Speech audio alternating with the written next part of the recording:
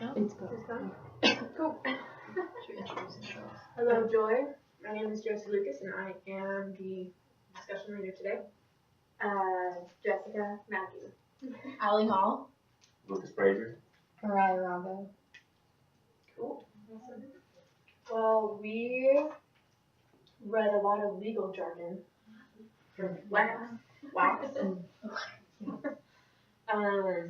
and we also watched a video about the immersion programs in schools. And I think, does anyone have any questions, comments, or concerns about the legal codes or anything like that for special education in regards to ELL students or program funding, or I feel like it was pretty straightforward. I think the one thing that I was a little confused about, probably due to my own fault, Title III, I just didn't have a question about it, so I kind of like skimmed over it and then read what you guys put. But I felt like I didn't quite have as solid of an understanding of what that covers as some of the other laws. So I know I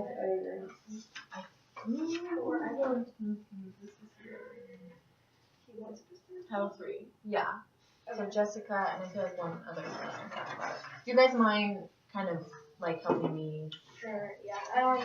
What I got from Title III was just helping, kind of like in the first bullet point, to help ensure and assist ELLs, including immigrant children and youth, to attain English proficiency, develop high levels of academic attainment in English, and meet the same challenging state academic content and student academic achievement standards. Okay, so it's a state. Is it a Washington? It's a Washington. Yeah, State, it's Washington It's not State. federal. I didn't find that answer actually in, because you know how some titles, like, isn't Title IX federal? I'm I think Title IX is sure. Yeah, so I don't know if it's federal and then it's also Washington. state, you know, like, Yeah. like it could be federal, but what I got. yeah, I can adapt it. I can think of it. Something like that. Okay, so it's a state law Yeah. that outlines expectations. Like, does it have requirements of what the schools need to have, or is it just like a more big picture of like they should be? Well, I think you have the supported? state academic content standards, which would be the ELL, the Washington State ELL, The the ELD ELPAs, or or the WELP. the WELPA. the WELPA's the Yeah. test. That's the English proficiency assessment. But the assessment, this English language proficiency standards, wouldn't that be English language development standards. Is that it? This is I'm Oh going wow. this is like Sorry, week Joy, one this is now. embarrassing. I know there's like so many acronyms. It's hard to like get them all straight, but. So that's what I got. Was it's just like basically just like when we think of like our Washington State, like SB, Wassel, whatever. Yeah, like the standard. Yeah. It's based on these like state academic standards for our English language, art standards, our math standards, history, science. And so I thought it was going off of like each state has its own like English language learner, I guess, proficiency standards. I can't remember the name. I can't remember. I'm not even saying it right, but I think we should use this as one of our muddy questions in Title III. So I was Title III. Okay. Right off the bat. But yeah, it's hard to look through all of the codes and everything because it's so nitpicky about what is allowed and what isn't allowed and what's supposed to be required if you're like applying for funding, and it makes me think about like if I'm a teacher and I'm overwhelmed and I have like 32 kids in my classroom and I'm like trying to apply for funding and I'm trying to go through all of these nitpicky little codes. Yeah. Like it's hard. It's almost like overstimulating to the brain. Like all the little acronyms even. Yeah. And like the amount of like even just next to like WSC 392.172A03040. You may just call it something that I could remember. Like Yeah. it's almost overstimulating to the brain to the point where you can't remember everything, like off the top of your head, which we just saw happen.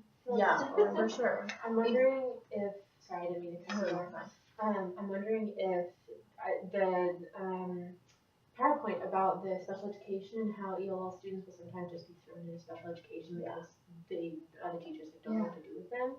I think that the fact that these codes are so How could it be contributing to that? wordy is that if it could be contributing to this kind of just like, oh, our student is like lagging behind. It's obviously that might be like the one bullet thing I see inside of the referral code is like if your student is lacking progress in such and such, then refer them to special education. Yeah. And it's like not really in fine print. Again, that could just be my interpretation of it, but like as a future teacher looking at all of these codes, I'm like, oh my god, what? Yeah, the codes and even the programs, like when in question 1, when it first asked us to like describe the 5 approved instructional programs, the dual language, development bilingual, transitional bilingual, like that took me a lot of brain power to figure out what was different about them. Like at first I was like, they all seem the same to me, so I wouldn't know like this kid needs this program because they all sound the same. And it took like I went through that big longer document that kind of had more detail about them, and that was helpful.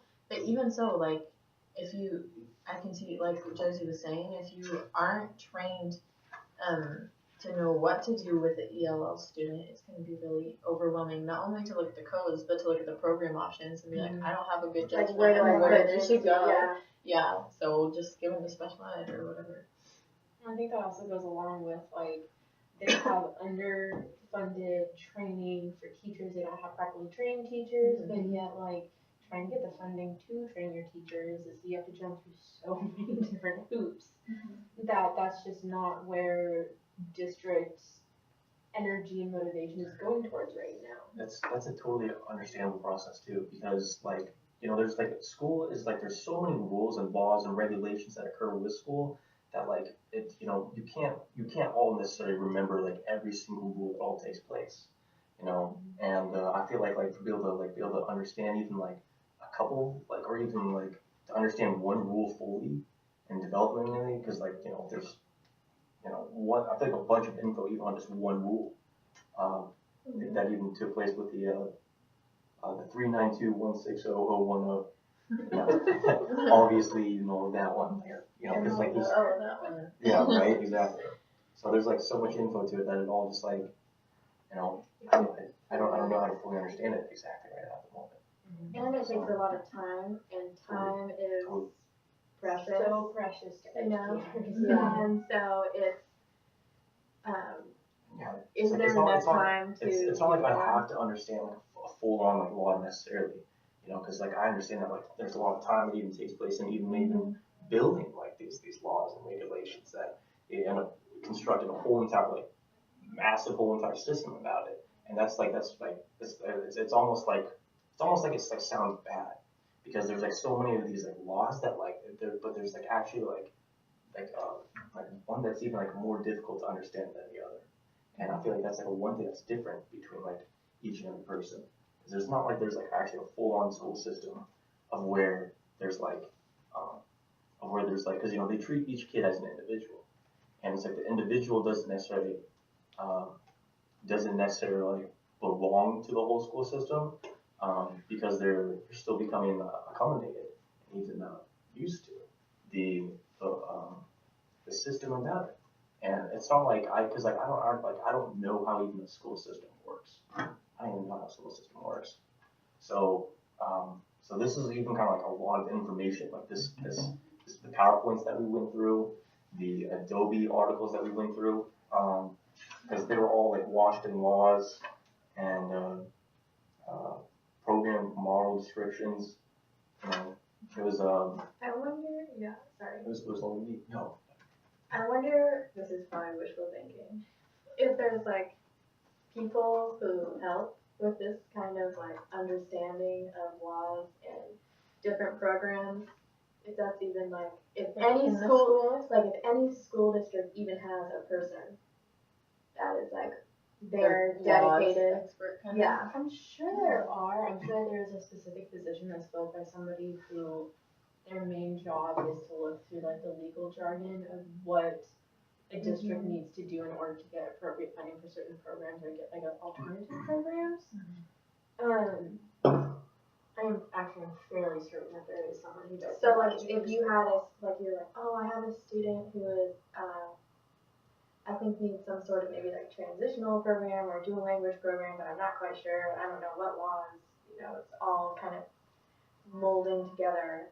Is there a person that can be like, oh, well, let me come in and talk to you, and then we can Like, is there narrow a it down? person to navigate, and help put those students in? Or is it all on the I think teacher? if there's a general education teacher who has a student of concern in their classroom who is not thriving in the environment out there, and they can go to like the ELL specialist in the school, and then there's someone above the ELL specialist who can start going and feeding into the different kind of maneuverable ways to get through to the codes and figure out. But there are, sorry.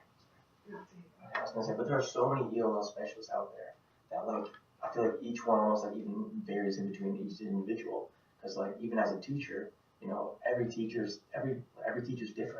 Every teacher's unique, like you'll have, I don't know, one of my favorite teachers was like I can go back to I'm gonna say my third grade teacher, Tiberio, Mrs. Tiberio.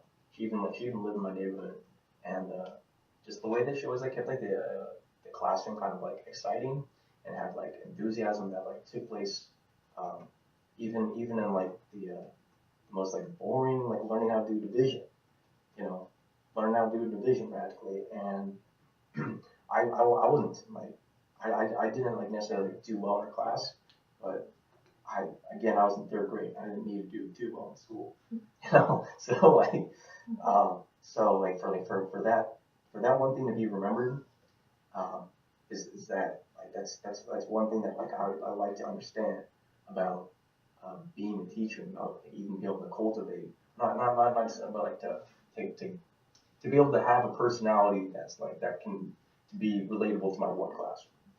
That's the most important thing. I think it's true. I think that teachers are really different in how they do things, but the laws are like going to be the same that apply to each teacher these programs are the same. So like it looks a lot different from what one teacher might think that a student needs, but if you're talking about like what does the law say, that's going to be the same for the teachers. You know what I mean? Does that make sense? Like the law. Like the codes and like things. no one is above the law. But like I mean the codes stay the same no matter who the teacher is. Yeah, and no matter who the teacher is, they still have to follow the certain steps to apply for the certain grant or whatever it is. You know what I mean? So like in their classroom, they might do things a lot differently, but they're like each teacher can't just like change the code according to how they want it to. So is it up to like the ELL specialist to write the grants? Well, I'm gonna need to take a grant writing class. Well, yeah, that's something that they do like required, or it's a highly recommended that people who are going into the educating profession is that they take a grant writing class, because you can get grants for your classroom, you can get grants for your district, you can get grants for your school, and I think like when we were talking to Larissa, she was even talking about some grants that the specific district that Truxton Middle School is in. That they were receiving, not because she wrote it, but that someone higher up wrote. But I remember, like, in my middle school, that it wasn't an ELL specialist, but it was a teacher that wrote for a specific grant, and she received it for her class, and I think she got like $5,000 for her class to update this new program that she was going through. It probably does depend on what the grant is for, like, if it's a general ELL, like something that's going to serve all of the ELL students in the school, maybe it would be like the ELL specialist or someone higher up.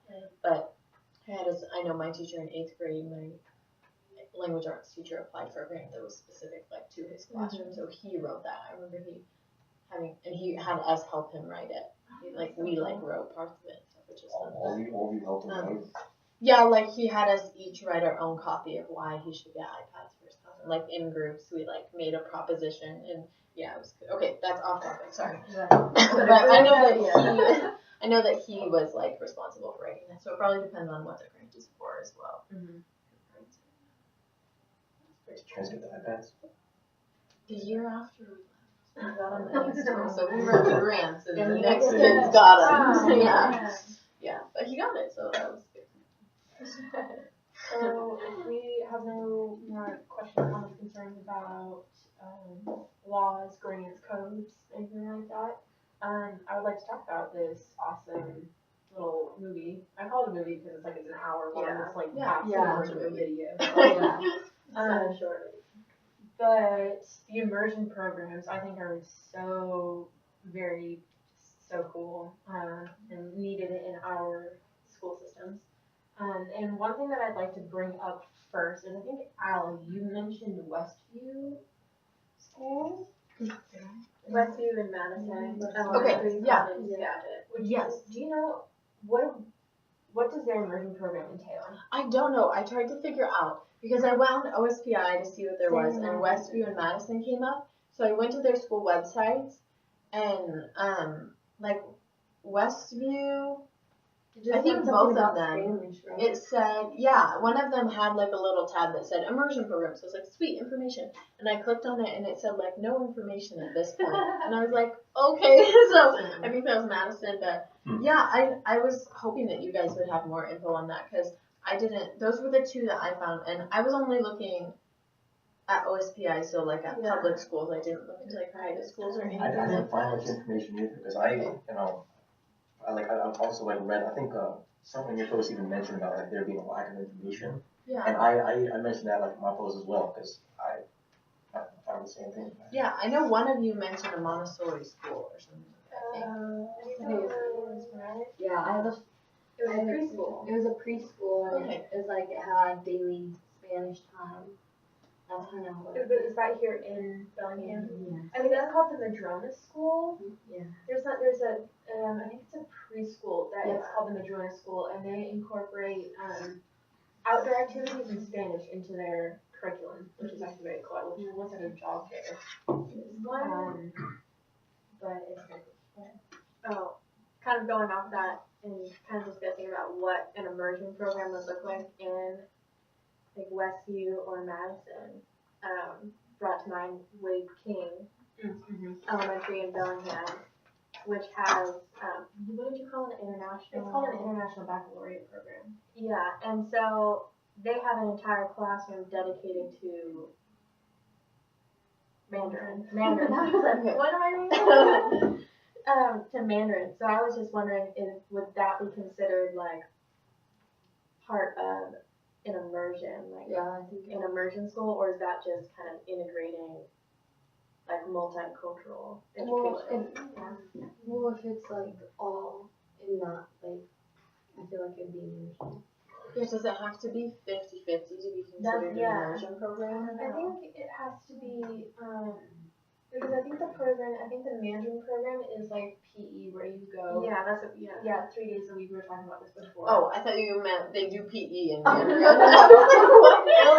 Like, I mean, that's fine, but like for if that's classes how you're to learning Mandarin, that's good. in classes to PE like 3 times a day. Okay, that makes sense. So, So it's not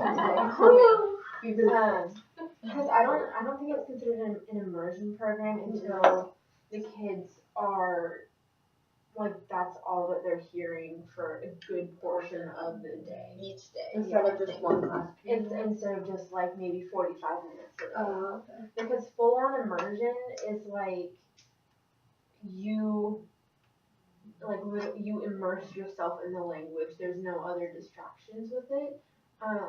Because I know for part of my major, for my Spanish major, I have to go to a Spanish speaking country and take courses in Spanish speaking country where Spanish is the primary language and the only thing that is heard. Because that is the only way that I'm going to connect my conversational skills with my grammatical skills. Mm-hmm. So I think it's something, I lost my train of thought in the middle of my sentence. I think it's something to do with immersion, being able to speak. Yeah. So 45 minutes a day will maybe give you some vocabulary in the language, which is good, a good basis, which is what like Krashen was talking about, is that you have to have that basis to build off of with that like worldly experience. But to get that full on immersion, you need to be like within the language for a good portion of your day. So like, in that classroom, are you saying they just learn that language, or they learn a different subject in? I'm guessing That it's just language. that they're learning Mandarin. I think it's just like learning a basis Mandarin. Yeah. Okay. Some of it is in the videos. That's not necessarily how. it No, was. those are That's immersion. Yeah, immersion. Yeah, but at Wade King, it's Oh, okay. Yeah, Sorry. yeah. I liked how like in the video, like the kid he was English speaking, but he was learning Chinese, and he like really just like loved the culture and like got to know, and I don't know, he was like super excited and felt like he was part of it. right, yeah. And I Yeah. thought that was really cool. That was cute. That Yeah. his mom at one point was like, I felt really bad the day that I had to tell Julian that he wasn't Chinese. He asked me if he was Chinese. Yeah. That's so cute. Jordan was great. I thought Jordan was such like a great kid for 8th grade. He seems so intelligent and he said he started learning Chinese or Mandarin specifically when he was in like, I don't know, he said he was like 9 years by the age he was in the 8th grade. So he'd been doing Chinese for a while, and like he seemed like such an intelligent kid. So like I wonder, like literally, like the movie made such a great point. Speaking in tongues made a great point that like why don't we have more bilingual schools? Why don't we have more like? But we don't. It's not like we necessarily like want more bilingual schools. I guess as a whole entire like country, because that would just like be weird. This is like literally like I'm not like trying to like say a whole lot. I'm literally like actually like kind of like frustrated like why literally like bilingual isn't like more popular in schools. I'm not trying to say like a whole lot like this though, you know? Well, and why is the U.S. so behind in multilingualism? Because in European countries and countries around the world, kids start learning English very, very early on in primary school. And then once they've kind of gotten the basis of English, they move on to adding another language. So it's a third language. So there's a third language going on.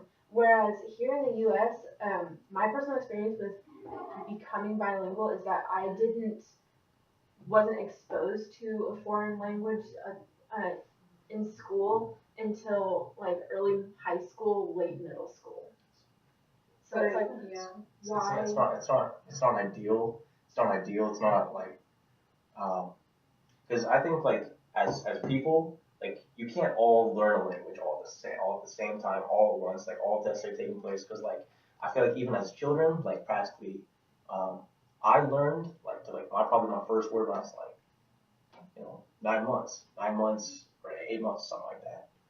Mama, and that was it. That was it. And so like I feel like we can't all necessarily like expect for society for all of us to be able to have like this nationwide unity of where there's like every single school across like the United States suddenly like the next day they all get like bilingual going on. And it's like that's not how it works. That's not how it works.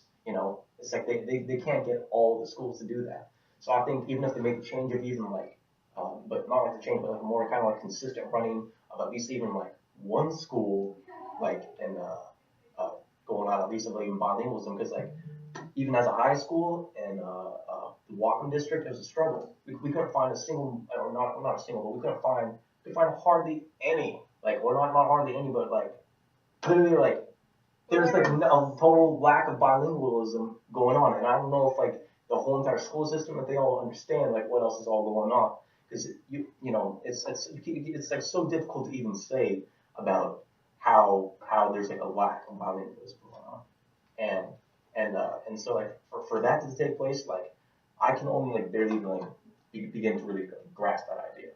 I don't know. I'm upset. I'm sorry. I think it has some historical roots. I mean, like, because English is internationally a popular language, like for business, and it is the dominant language for business and political communication and that kind of thing. So I think Americans often feel like they don't need to learn other languages compared to those European schools that have, they're learning English young, because if they want their child to be successful in like business or whatever, then they think, I mean, I'm making some assumptions here, but the English is kind of the dominant language of that. So there's kind of this American mindset of like, we speak the dominant language, so we don't need to learn a second language. We don't need to teach our kids a second language. I think that that's a lot of like the assumptions that I think a lot of people make for why we don't need like immersion schools. I'm not saying I agree with those. I'm saying I think that's historically that. But I think that you like that's definitely true what you were saying. And then one thing that Josie and I kind of talked about too is why isn't this more popular? It's like, well, how would you choose a language to be an immersion school with? For instance, like why would you choose Spanish over like Mandarin, or why would you choose Mandarin on Spanish or Cantonese or? And in the video, it was a Spanish English school and then a Cantonese English school, and I can see why they chose those two languages, because Cantonese is a booming language in the business world, and like that's how we communicate through our business sectors with businessmen from China and all of that. And then Spanish also, because that is an up and coming, like their language here. Yeah, it's much more prevalent here. But then how do you choose, like if you want a different option other than Cantonese and Spanish, like how do you choose between all the languages that are out there to make immersion schools? That's what I mean. I think there's a need for gathering of information onto what is the best language to learn. And that could be even a total individualistic question kind of thing too, you know, because it's not like necessarily like that. You can't all necessarily say that like oh, like, you know, I learned like the bike, you know, I learned the bike better probably some other people may, you know, I learned how to ride a bike better than some people may, and like you could say that like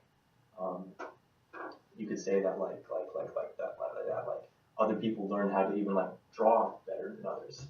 So what I'm trying to say is that there's a unique, different perspective take on understanding a need of information between necessarily like what language is best to learn at the earliest age. Because I think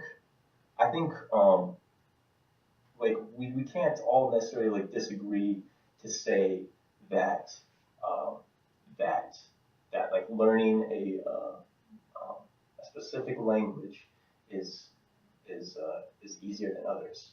Some people, like, it may take like way more time to be able to develop a certain relationship that takes place between understanding one's language and not, because like it's not like necessarily that like there doesn't have to be a learned, or there does. I feel like there does have to be a learned language to be able to speak, but there doesn't have to be any kind of further developmental like action that takes place. Like there's like no pressure about it as a child. Like when you're way earlier in the years and you're only like, you know, 5 or 6, and this is like, you know, a while back, and I feel like at that point that's a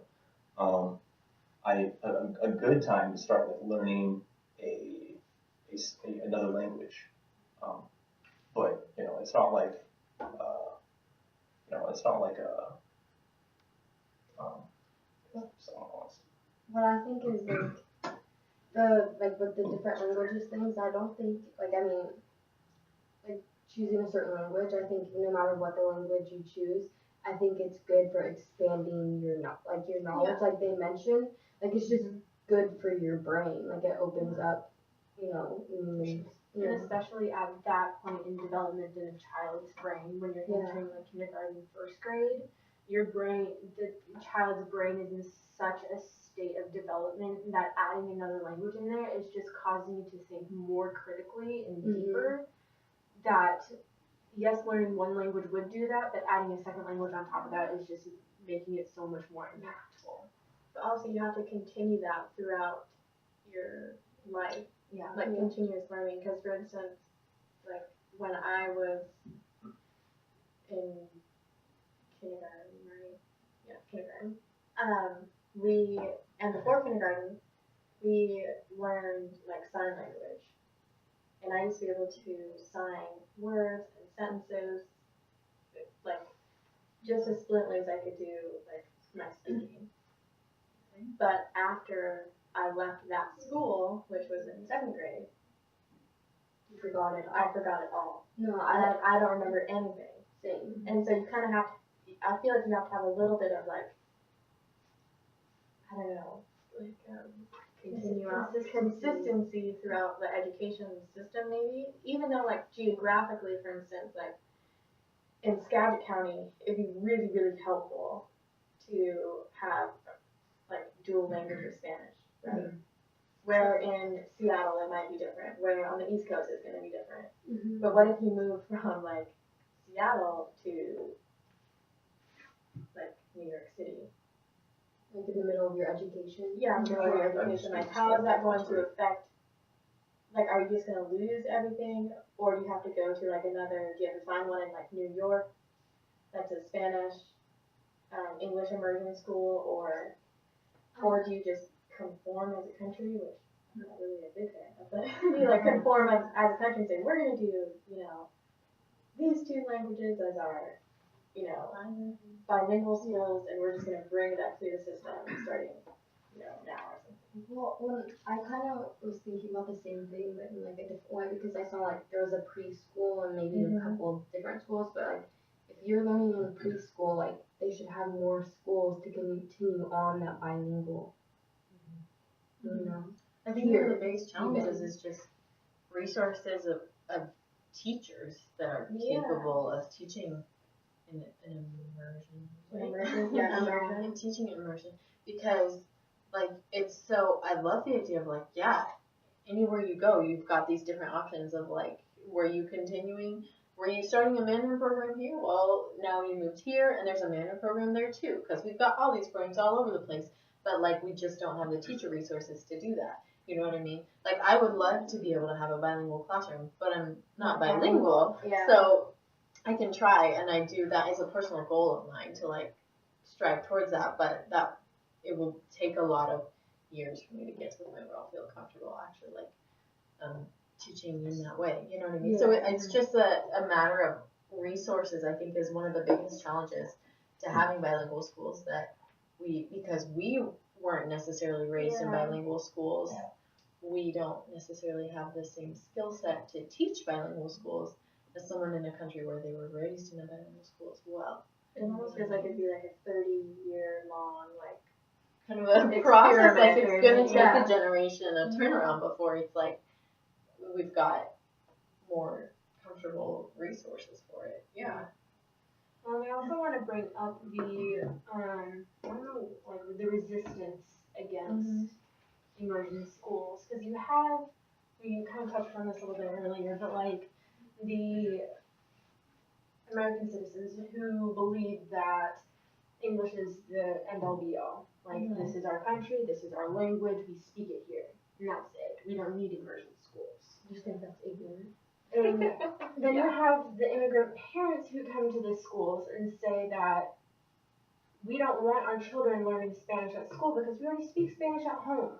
So they're learning Spanish at home, they should be learning English at school. But yeah, it was different because like at school you're learning to read and write it, whereas at home you're just speaking it. It's the conversational aspect versus the grammatical aspect, which I think a lot of immigrant parents don't realize, and they also don't realize that learning your native language alongside an additional language just elevates both of them beyond standard operating levels. Yeah, exactly. So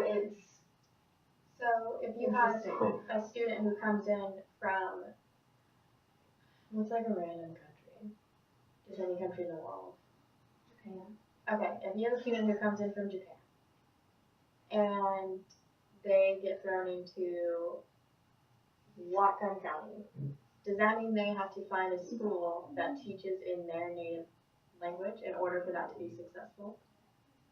I don't think as Ali mentioned, there's just not the funding and the resources to do that. I believe though, if a Japanese student were to move into an area where there was an immersion school that offered the dual English-Japanese program, that it would be helpful to them. It would be helpful, and that they should take that opportunity to attend the program. But again, you have the parents who are calling to say, no, they're supposed to learn English. And you have the people who are saying it's an English-only, like, English-only society. Well, I feel like would be hard is if you don't know Japanese. Yeah. Okay. How are you supposed to teach someone English? I guess. Like, you know, because you don't know how. Like you know, teach a Japanese. Like Yeah. if you're an English speaking teacher teaching a Japanese speaking student how to speak English. Yeah, like how are you supposed to? That is I mean, something that ELL specialists face yeah, every that's, single that's, day. that's what they know, because like, that's like one thing that just like takes time to like That's fully the develop. It takes time. It takes time to learn something. It takes time to be able to teach something.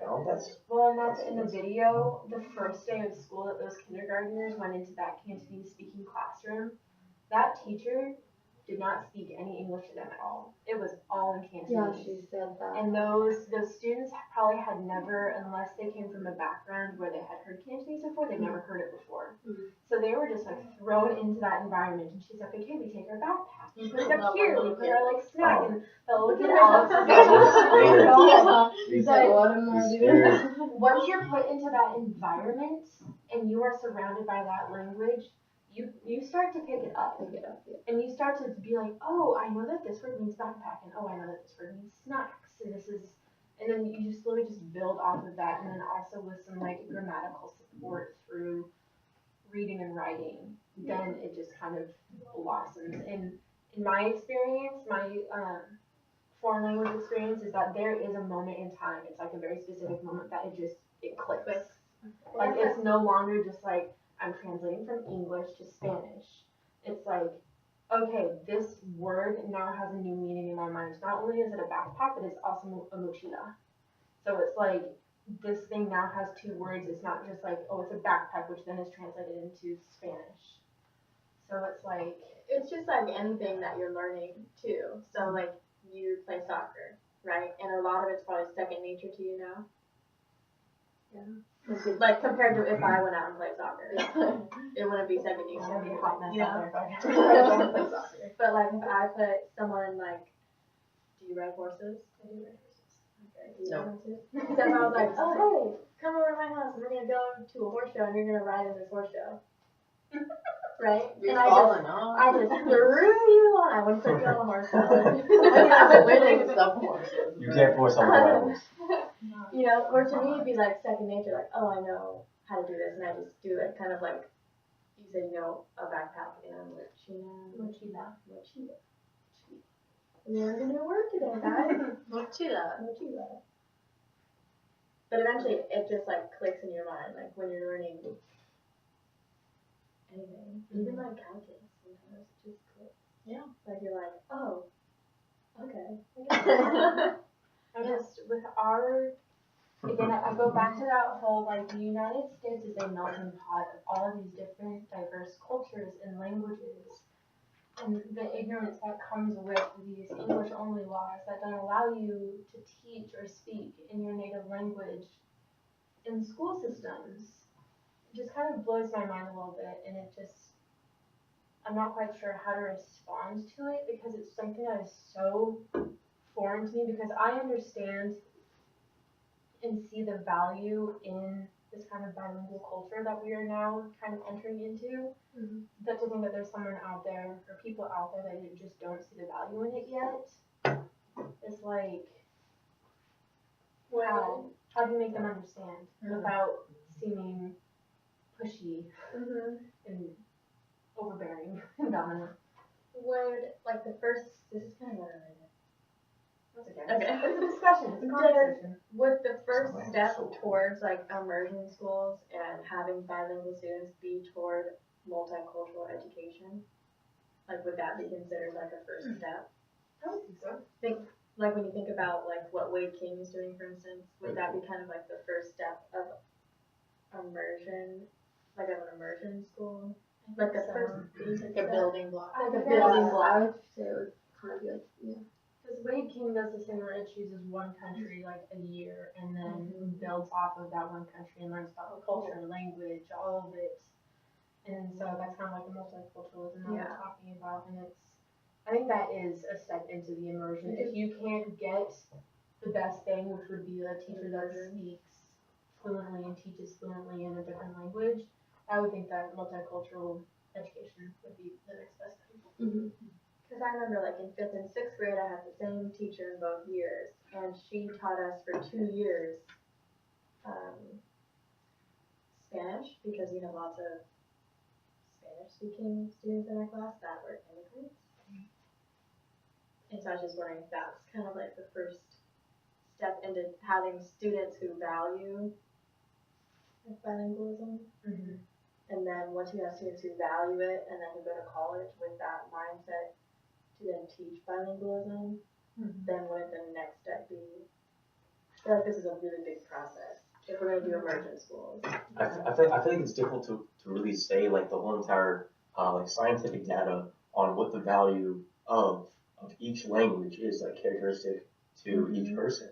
I feel like there's like a lack of full on like scientific data of like, because like the numbers like for others like, or the numbers for like for so many like those whatever projects out there have been gathered. Numbers have been gathered from multiple studies, but like when it comes to education, I feel like there's a lack of numbers when it comes to that. So when it comes to like one major subject like education, and where like education is like a massive foundation. It literally like education is like maybe the biggest and most like. It touches everybody. It doesn't touch everybody though. It doesn't touch everybody because like there are multiple ghettos where like schools can't even actually be able to reach. Yeah. And that's totally fine. Like I mean it's not, it's like it's unfortunate that like that they can't all necessarily be able to do schooling, and that's life, you know. That's it's like I'm sorry, but that's that.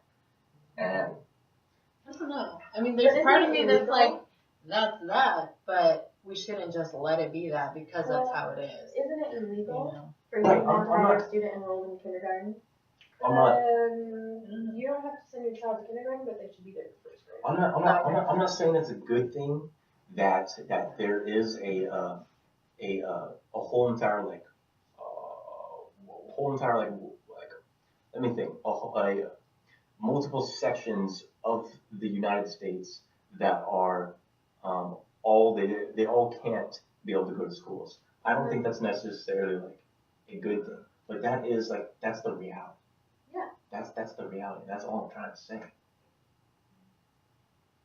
We should see that reality and try to one-up it and make it so that we try and reach out to more. I don't know. Like even if it's a big giant to face and you can't conquer the whole thing, that doesn't mean that you like don't try to reach little corners, because that's just kind of a defeatist mentality. I realize what you're saying about like it is reality. Like we shouldn't stick our heads in the sand and be like everybody gets like a fair and equal education, and Because it's not true. because that's so not true. I wonder how many kids don't go to school.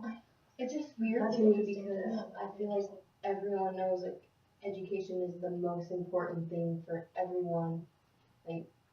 But it's the type of education that I think varies from person to person. Like even our Secretary of Education, she values charter schools and private schools and privatizing all sorts of education so that it becomes a more tiered system. So the more you can pay, the better education you get.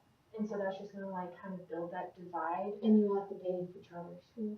Isn't it based on taxes? So Yeah, like if charter you're in a richer schools- neighborhood, right? Mm-hmm. Kind of like how it is. I don't know. I've never really. I don't really It's kind of like it's a private school versus a public school. So like private schools are probably gonna get more funding because it's privatized, so it's gonna have sponsors. Whereas public schools are more, they're funded by the government, which comes from the taxes, which there aren't enough of because of such and such. But I don't know, I have an issue with charter schools because it funnels students into one category of what they can do. Because charter schools get you ready for like a specific career path. So like in New York, there's like the Xerox company or something that's over there. There are specific schools that just like churn out students to go and work for Xerox or something like that. I'm actually not sure. So it sounded cool in my head. So. But I think it's that they're varying what education is to different people. Yeah, and there's different important aspects of education to different people. Like some people really value like STEM, right? Mm-hmm. Or STEAM, right? Science, technology, engineering, Oh, arts, okay, yeah. math, STEAM. I have not heard of That's that. when I worked at United Way down in Skagit County. That was like the acronym that was used by a lot of our like board members who were community leaders. Cool. You guys work for STEAM? Huh? You work for STEAM? No, I worked for United Way. Okay. Yeah, and the board members there always used the acronym STEAM: science, technology, engineering, arts, math. Yeah, I feel like there should be like fitness. Well, I think Or there's like healthy living. It's just Healthy gonna be living. like all of Yeah. them. the whole STEAM alphabet. Yeah. When I think like the pendulum swings, like we go towards the arts and like English, And then it swings swings back. and then it swings back to STEM, and then it goes back and forth, like depending on like the year. Like, Yeah. we value STEM this year. We value the arts this year. But in reality, it should be just like equal across the board. But well, we are nearing the end of our time. Any comments, concerns, questions to wrap up our wonderful discussion? No? I think we're One last question. Yeah. Okay, so we touched on the video. Excuse me. We spoke about the video a little bit, and you were saying how the immersion programs in Washington State, and how like understanding that like one another, because like I've been in I'm like in CCF, which is Campus Christian Fellowship. that's it, yeah. I'm part of CCF, and we meet like every Tuesday as like us with the guys, and so like that's a whole entire different language that takes place. Like we're talking about like sometimes like it's Bible studies. I'm not much of a Bible dude. I'm not much of one who's like follow like who you know but just believes anything that's told me. You know what I mean? So like I'll go there every Tuesday, and then we'll talk about like the Bibles, and like I don't know a whole lot about like Jesus this and that, and that's one thing that like totally that I want to be able to understand more, because even though I'm like kind of like lacking in knowledge of Christianity, and like don't really know a lot about it, but don't even like necessarily like it's like they don't have to believe that it's true. People, you know, like people are whatever, and do whatever that makes you happy. Do whatever makes you happy, you know.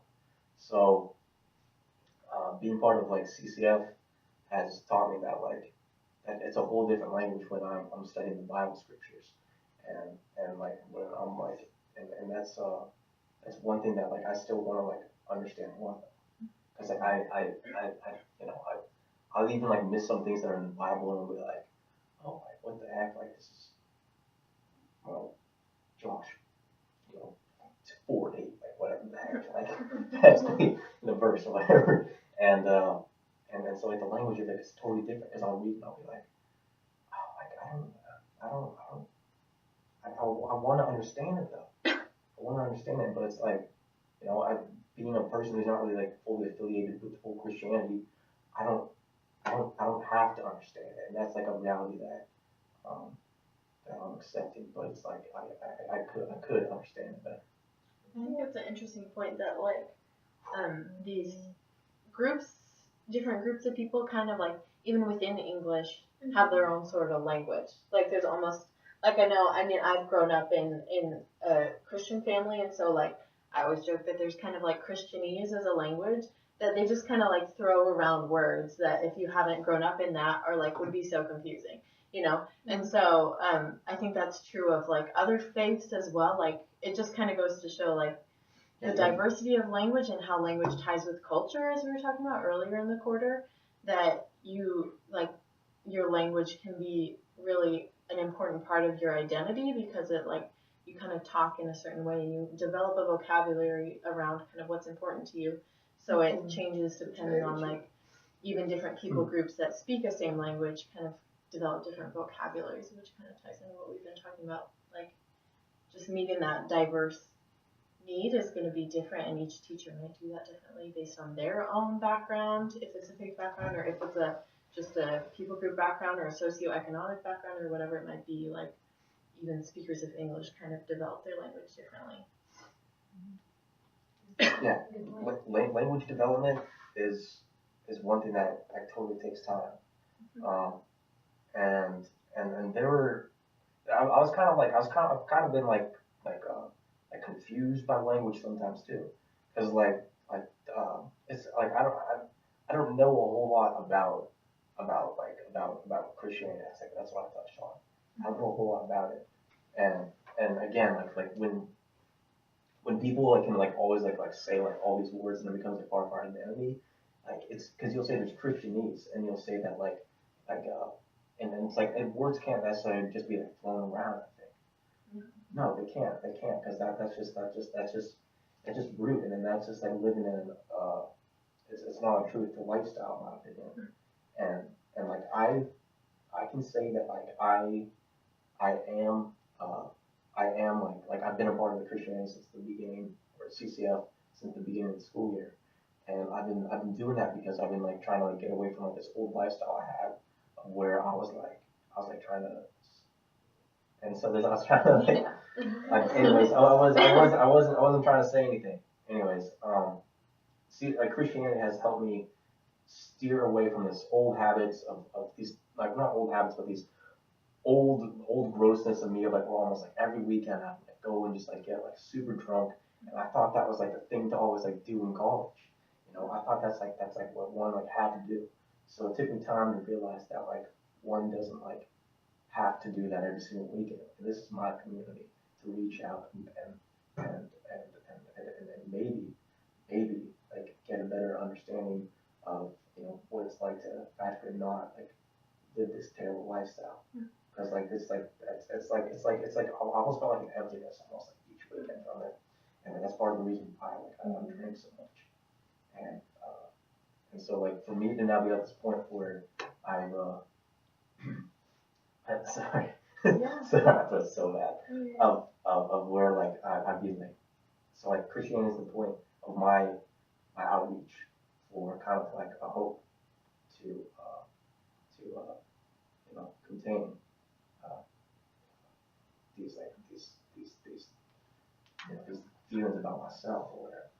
I'm glad you found that. That sounds a lot healthier. I don't know if I found it completely, but it's just like it's one thing that could possibly be an outreach to be able to understand. Yeah. That's cool. I think we should. Yeah. We can edit a video for Joy. Sorry, Julie. See you next week, Joy.